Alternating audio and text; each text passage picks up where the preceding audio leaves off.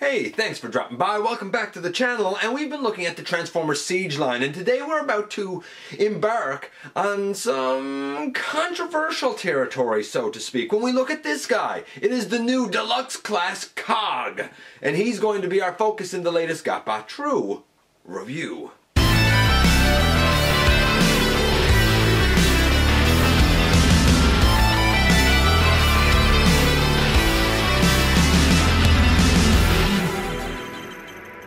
Hey guys, welcome back to the channel. I'm your host, Dennis Moulton, aka GotBot. As always, please like, comment, share, and of course subscribe. Check out Machinery of Man, The Everything Factor, Transformers Collectors NL, and me everywhere. And this is Cog.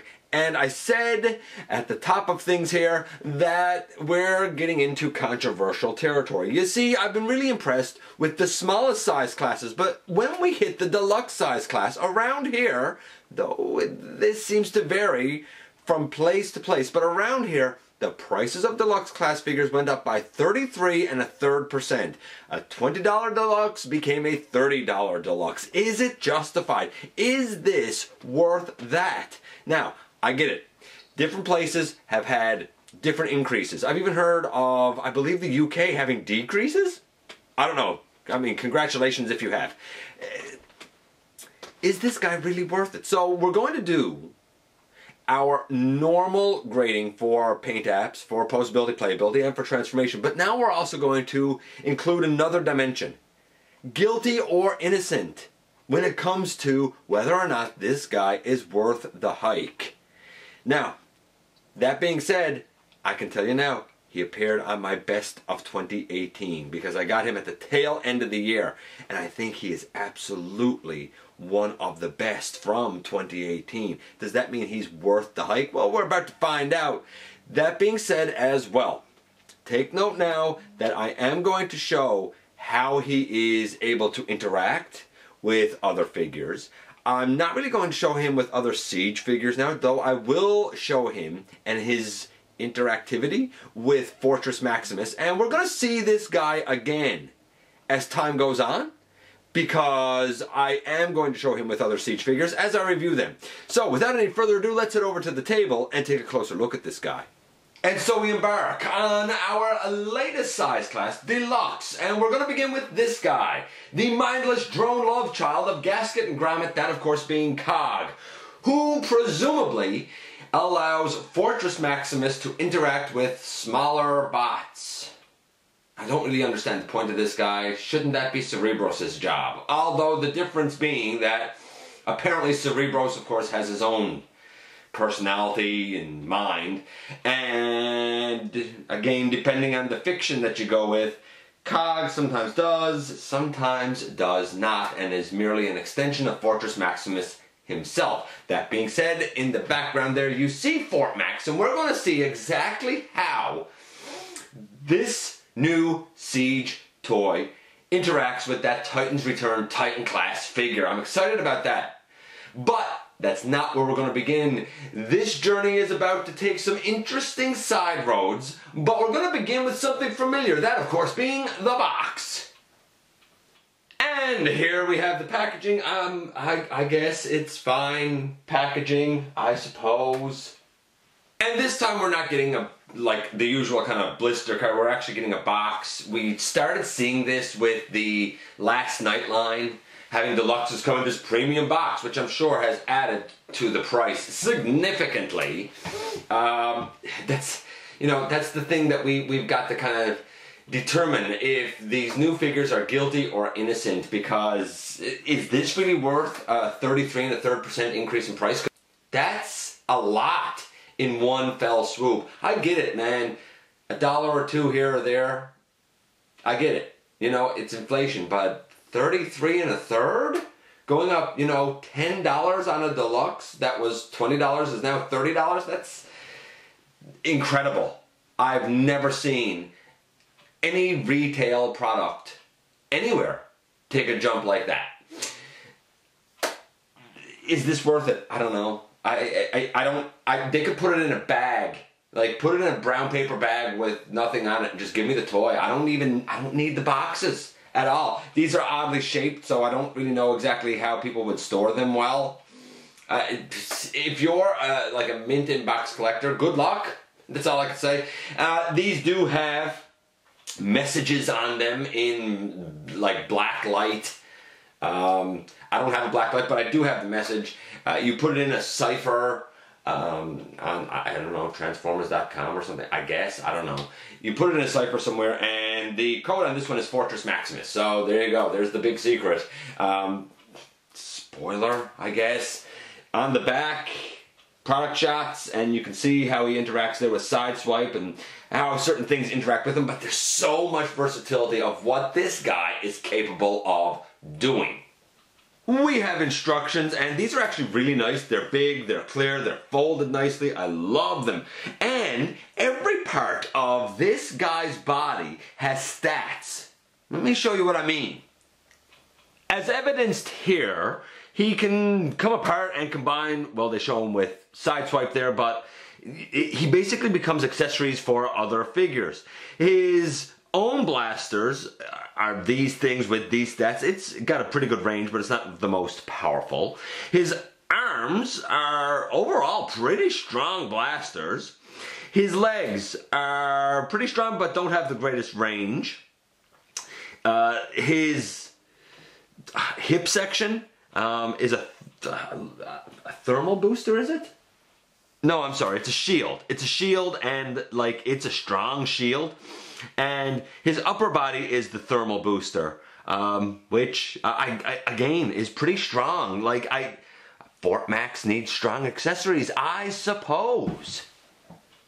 And here we have the bot of the hour, so to speak, Cog himself. Now, everybody has been saying how hefty and heavy these guys feel and how much paint is on them and how fantastic this is. And it's like exploring a whole new world with this Siege line. It's a good line, but whoa, let's hold back. Let's hold back a little bit. See, I'm going to give the grades, like I said, I'm going to give the grades like I always have, but we have an added dimension of guilty or innocent. Around here, like I said, the cost went up 33 1/3%. Now I get it, it did not go up the same amount everywhere. It depends on where you live and the value of your dollar. In fact, I even heard in the UK that the prices went down. Congratulations, guys, if that's true. But I can only go on around here, so I feel like it's pertinent to talk about. And all of these will sort of lead to an overall guilty or innocent by the end of the Siege line. When we see, hey, was it as justified as a lot of people seem to initially think it is, yes or no? And I don't need to talk about it with the smaller size classes because they have retained the same price points that they always did. It's the deluxes, the voyagers, and the leaders that have changed. Now, the very first thing is the heft. Everybody's saying they're heftier. Are they really? Are they really? Case in point. So here we have a Classics Universe figure, that of course being Prowl, and I think it's kind of appropriate since we're going to be getting an upcoming Prowl. This original one weighed in at 93 grams. He didn't have ball joints, he had hinges and swivels. And then more recently we got something like Power of the Primes Jazz. He has mostly ball joints, certainly on his arms. And he weighed in at 85 grams. So we had Prowl, who had 93 grams of plastic. That's what went in to make a figure. The company said, hey, you have 93 grams of plastic to make this guy.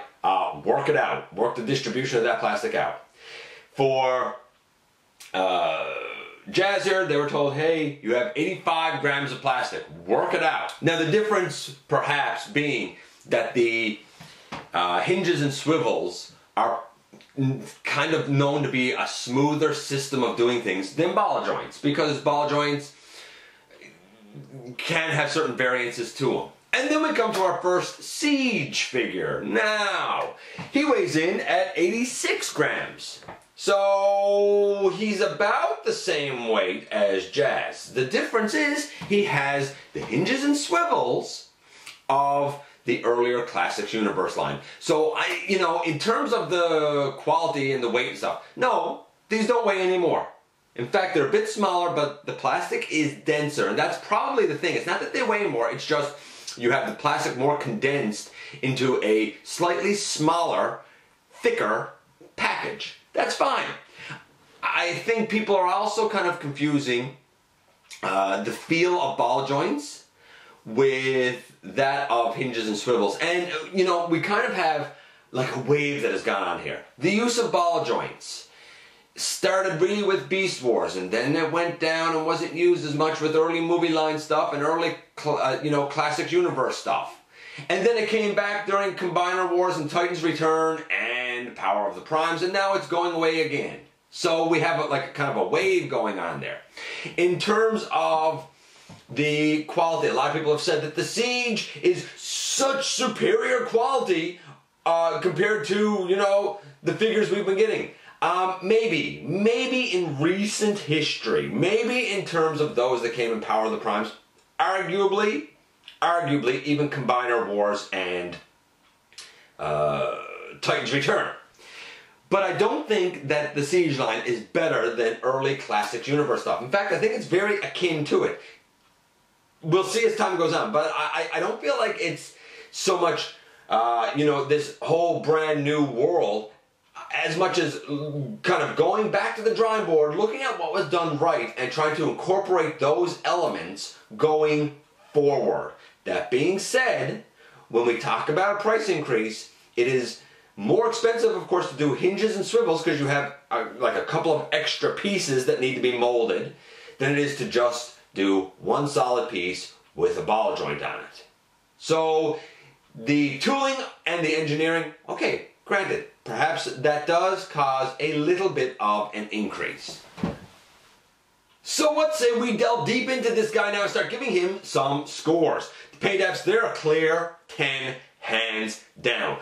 We have to compare it to the G1 toy because really his only animation appearance was in the comics and his coloring was all over the place. Sometimes even being recolored as other characters. So 10 because the original toy was pretty much blue with a silver chest. Pretty much. And this guy also throws in some red to break it up. The battle damage look is extremely minimal. A little bit on the back of the arms. Like, really easy to even overlook. Which I think was the smart move since he's supposed to really interact with Fortress Maximus from the Titans Return line. And Fortress Maximus did not have that battle damage look. So I think it's a smart idea to not really incorporate that here. So 10, paint apps, great, strong start. You'll notice I did not look at the accessories being the blasters on his arms because I really see them as like an incorporation into the robot mode themselves more than a separate accessory, so to speak. Let's talk about his articulation, and there have been some complaints about some things with this guy. And I get it, I understand it. We'll talk about that shortly. The head, it can go left and right. It can also look back a little bit. The arms, I guess, would be next. They can go all the way around. We have a bicep swivel. We have an elbow over 90 degrees. I don't know, say 95, 96 degrees. Nothing at the wrist. These sections on the forearms can come out to allow the arm really to go like well out to the side. Here, if you even get that out of the way, like it can, they can by rights go all the way out to the side. So pretty effective arms. Then we come to his waist, and the guy splits in two, but like they still managed to work in a thigh swivel. Come on, that is fantastic. When it comes to the legs, they can go all the way forward. They can go back about that far. Like not the greatest back, but it's all right, I guess. We have a thigh swivel. We have a very, very deep knee. And we have ankles for days. Oh, by the way, we can also have them do the splits out to the side. It's absolutely tremendous. Now, I have heard people complain and say that the connection at the hip is poorly toleranced. Mine's all right. Unless I really fiddle with it a lot, mine stays just fine. I've heard people say that the tolerances at the arms are mistoleranced or poorly done. I've only heard that complaint once. So the arms, I think, tend to be mostly solid. A lot of people say that the blasters don't fit in his ports. A lot of people have complained about that.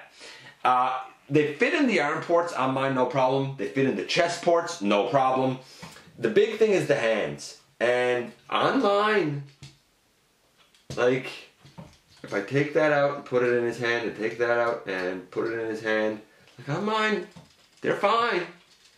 They're not going anywhere on mine. So maybe I was lucky. I don't feel like me having good tolerances for the blasters in the hands is the norm. I feel like that's the exception, and I guess I should be thankful for it. The one tolerance issue that I do have is that I do find that here, the connection for the body is looser than I'd like. We have a peg here that goes into a peg hole right there. I do feel like that's a bit looser than I would like it to be.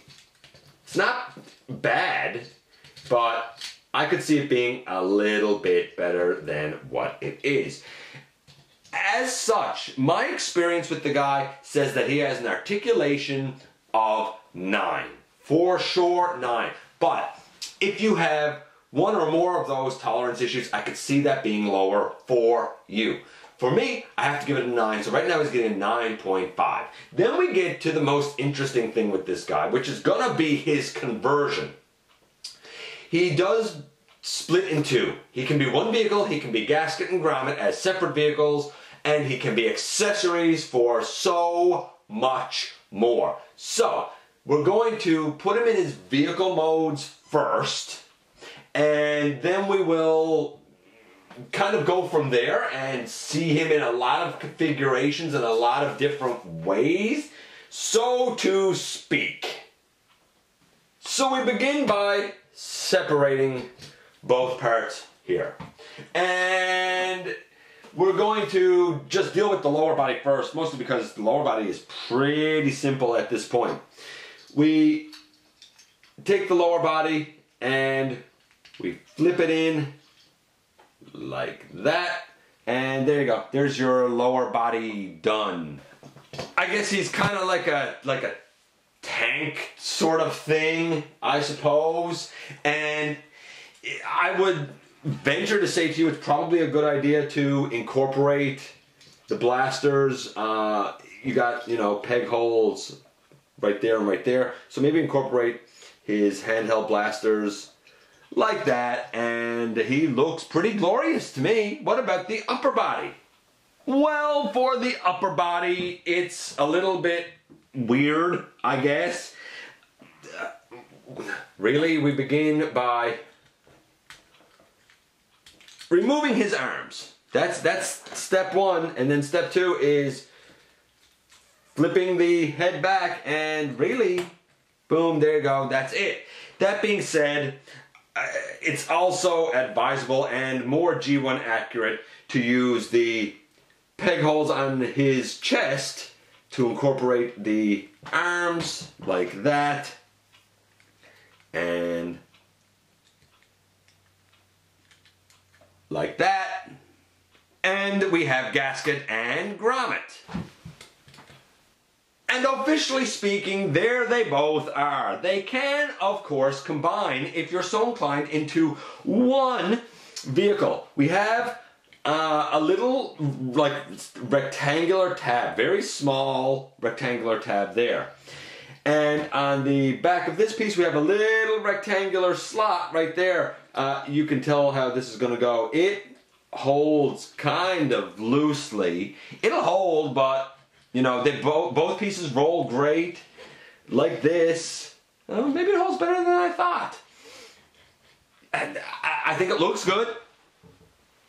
You know, I'm down with this. Now, that being said, there's a whole lot more versatility. Super simple to get to this mode. Now we're back in this mode because you heard me talk about ports and pegs. This guy is absolutely covered in them. Now, all of the Siege figures have a lot of ports and pegs for interconnectivity, but I feel like this guy blows them out of the water, and I feel like this guy is indicative of what we will get with the forthcoming 6-gun for Metroplex and Brunt for Trypticon. And it is something that I find really exciting. In terms of pegs, we have the 2 on his arms and the 2 in his hands. That's 4. Sorry, not pegs, ports. The 2 on his arms, the 2 in his hands. That's 4. We have 2 on his chest. 5, 6. We have 2 on his lower legs. 7, 8. We have 2 on his back. That's 10. That is 10 ports. And I guess the 2 on the sides of his body where his arms are now in. That's 12 5mm ports. That's amazing to me. What about the pegs? We have 2 on his legs. We have the 2 that his legs are attached to. We have, I feel like there's more than those 4 though. We have 2 more here on the sides. That's 6, and there's probably some I'm missing, but you could do things like this. And like even more could go on him. Now I had his arms reattached on the wrong sides by accident. I know this because we have a little peg there for a blast effect on this shoulder. It wasn't there. Not only was there a screw showing that's on the back of the shoulder, but we didn't have the blast effect peg. There's a second blast effect peg on his chest. There's another one over on this arm. You can see I have a bunch of the Micromasters put on this guy. I also forgot to mention that he has more peg holes on his feet. So I think that's 12 5mm slots that he has, and like I could put even more on him than this, but you get the idea of how you can kind of add to this guy and arm him up, so to speak. It's kind of astonishing when you stop and think about it. But that's not all that this guy can do. No, because while things can attach to him, he can also attach to other characters. So there are indeed ever so many ways that this guy can go affixed to other characters. Now, we're going to see him as we go forward with other characters that we're going to take a look at. You've already seen pictures of him with Sideswipe. We'll see him on Sideswipe when we take a look at Sideswipe. And the same with Skytread and so on and so forth. So, for now, let's just see kind of how he comes apart, because I do want to show him with someone. I do want to show him with Fort Max. So let's see how he comes apart first and foremost for like the stock according to the like directions, I suppose. We begin, of course, by taking off the blasters on his arms. No problem. They will be able to be used as blasters for another character. Then we can say split the body. It looks like you're supposed to remove the torso, which just really leaves the legs, or I'm saying remove the hips, I guess, which just really leaves the legs. In terms of these things, you fold the leg in, you fold the leg in. I will note that on the knees we have what looks to be like more 5mm pegs, and I guess you could use them for something. Using the peg that's on the track, you would lay this down and lay this down, and it gives boots to somebody. Actually, I think the boots are supposed to be this way. Then we come to this upper body section. I've removed the arms, and you have a couple of options here. We have a peg right there that you can use, but there's also a peg back here, I suppose, if you could get to it. You can leave the head up and put that back like a shield, and we have, you know, these two pegs that can be used, or you can leave those out to the side. You can flip the head down, bring that up, and just leave it as this sort of a shield thing, I suppose. You can even fold those back a bit if you want, but they're not going to go back all the way because now the head is in the way. Then we have this hip piece, which I guess could be used on its own, but I think the intention is to flip down this handle so that somebody could hold it. And I guess you could either leave these up, or you could always put them this way so that somebody would be able to hold the blaster, we'll call it, like this. And using the pegs on the forearms, sorry, the peg hole on the forearm or the hand, I suppose, you would attach that and attach that, and you have like a really kind of supercharged type of blaster thing for somebody. Maybe straighten those up just a little bit like that. So amazingly, in the end, somebody has a wealth of parts to wield. While I set this piece up as like a hand blaster, you can also do it this way, and if there's a hole on the back of the character, you can use the peg to put it in there. These two can become like shoulder-mounted cannons.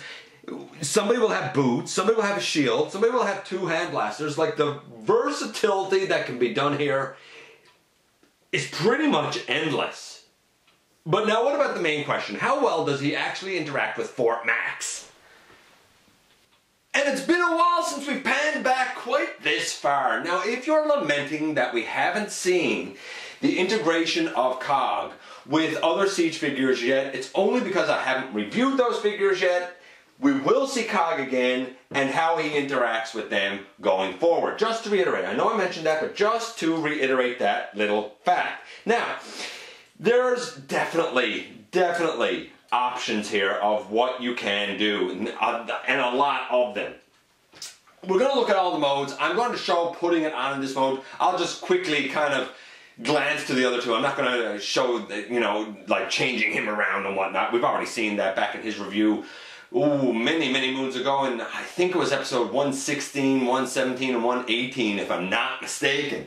So, just to kind of show the versatility of what we can do with COG. Now, the very first thing that I want to note is not all of this seems like it makes a whole lot of sense right off the bat. So, to begin, let's look at what we can do with that weird hip piece. Now, I don't have the legs or anything attached to it, I just have the hip piece. I like to put it way up here on his shoulder, if that will stay out, and of course it doesn't want to now on camera, and give him like double barrel blasters, I guess, up on his shoulder.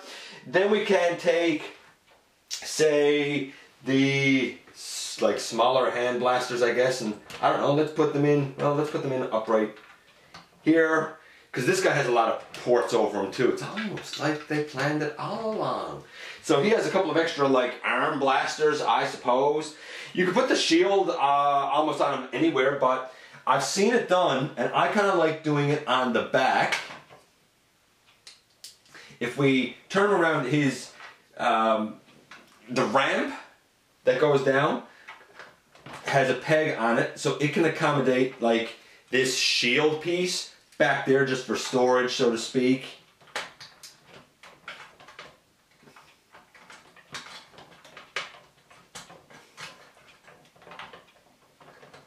It accommodates back there, no problem. But the thing that really excited me was the idea that I could put the arms and legs together so that they look like this. All I did was I took the arm and the blaster on the front of the arm, I put it in the top port on the leg where it would like attach at the hip, and I get something kind of long like this. And then I noticed that on the side, well, there's other things you could do with it, on the side we do have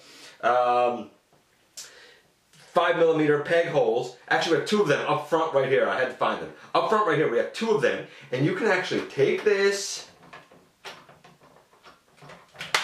and put it in there and give him a hip gun on that side. And you can do the same thing on the other side.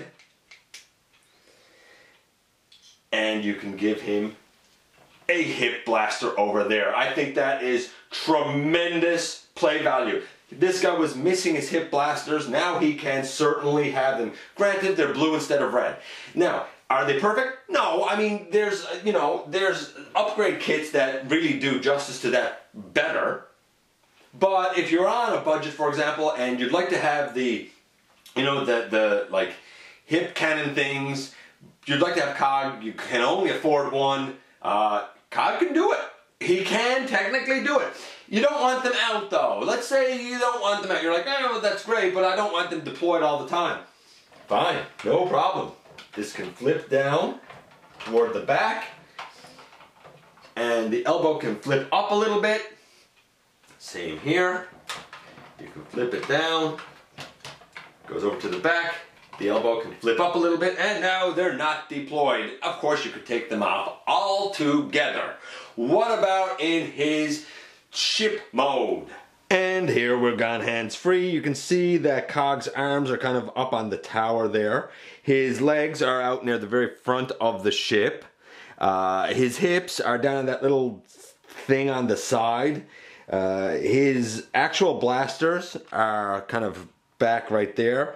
And his chest is still on that ramp piece. So you can kind of see how he incorporates in this mode. There are other options, but here's one. What about in his base city mode? And again, going freehand, we have options right there. You can see that we have the torso and one of the legs attached, as well as one of his blasters. If we come back out and move over,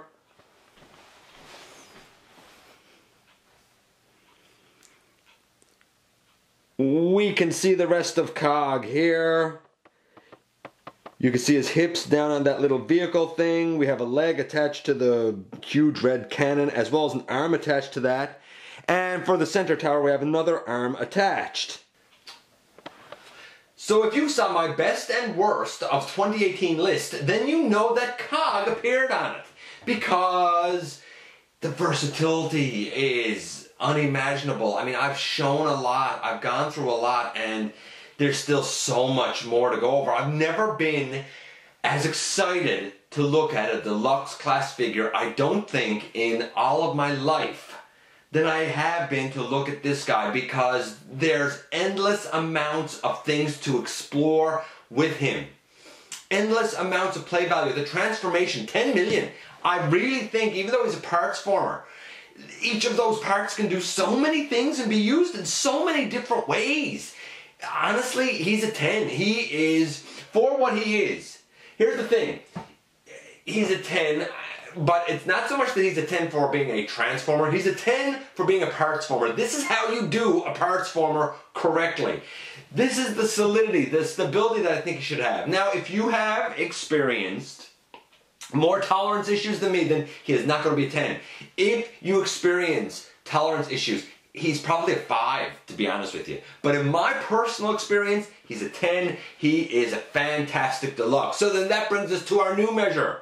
When it comes to the price increase that we have had, remember, for deluxes in my neck of the woods, that increase is $10, which is going up 33%.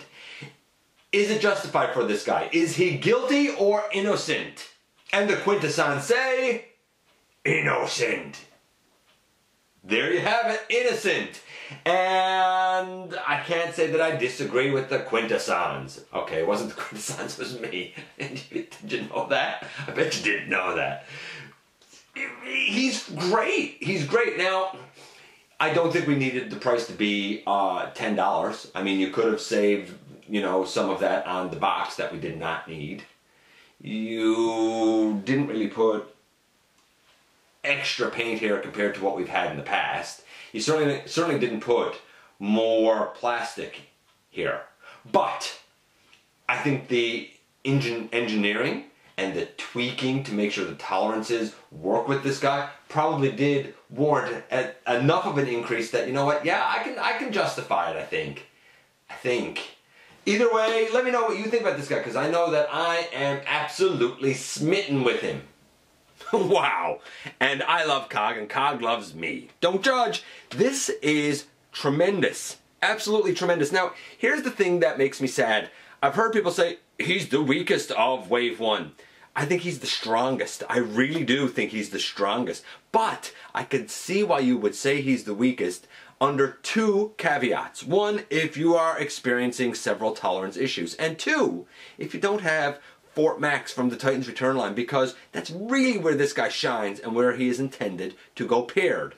But I think that he turned out tremendously well. I even said that in terms of the price hike, he's innocent, because he is maybe not the entire price, but he is definitely worth it for all the versatility that comes in here. There's endless play value, there's interesting engineering, there's endless things to discover and ways to put this guy together. I mean, if you want, you could, you know, hey, I want to have an arm on my chest. I mean, right, you can. I want to have an arm down, I don't know, on my leg. Like, I don't know why you would want to do that, but you can. That's the thing. Overall score for this guy is a 10. Like I said,